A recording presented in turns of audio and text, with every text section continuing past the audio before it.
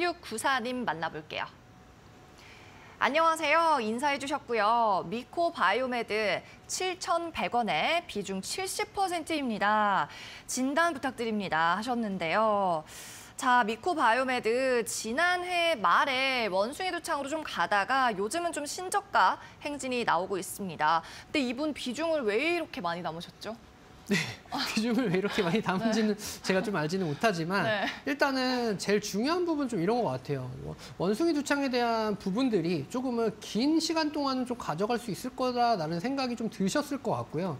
그리고 내가 매수하신 시점에서 대부분은 좀 종목이 좀 빠지게 되면 그래도 내가 빠져나올 타이밍이라던가 이런 것들을 잡기 마련인데 그런 것들이 좀 추가 비중에 대한 부분을 좀 이제 어느 정도 생각을 하시고 진행을 하시다 보니까 지금까지 좀 이렇게 좀 흘러내리면서 좀 온 것 같습니다. 그래서 마음고생이 누구보다 좀 심하셨을 것 같아요. 그래서 빠져나올 구간을 계속해서 좀 찾아가고 있으셨지만 그런 구간을 좀 잡지는 못했다라는 부분들이 좀 이제 부각이 좀 된 것 같습니다. 그래서 지금은 이제 어떻게 보시면 이제 골든타임에 대한 부분들을 좀 놓치신 것 같아요. 그러니까 손절에 대한 골든타임을 좀 놓치셨긴 하지만 그래도 지금은 용기를 내서 어느 정도 이 미코바이오메드는 좀 정리를 좀 하시는 관점이 좀 좋으실 것 같습니다. 그래서 지금 이제 어느 정도 역배열에서 정배열로 좀 전환이 되는 그러한 시점들이 좀 나타나기보다는요.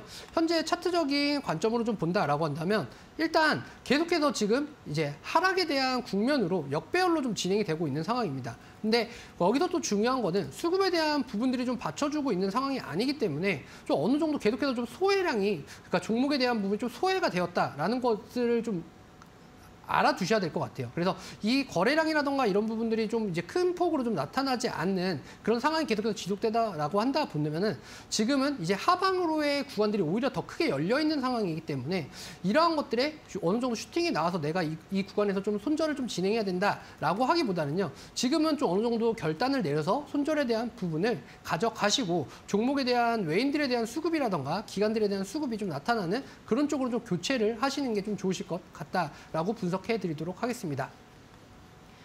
네, 8694님의 종목 미코바이오메드였고요. 손절할 용기 여전히 필요하다. 지금도 아직 늦지 않은 것일 수도 있다는 말씀이었으니까 수급 관련주로 교체하자는 전략 말씀을 해주셨습니다. 참고하셔서 투자 판단 잘하시길 바랄게요.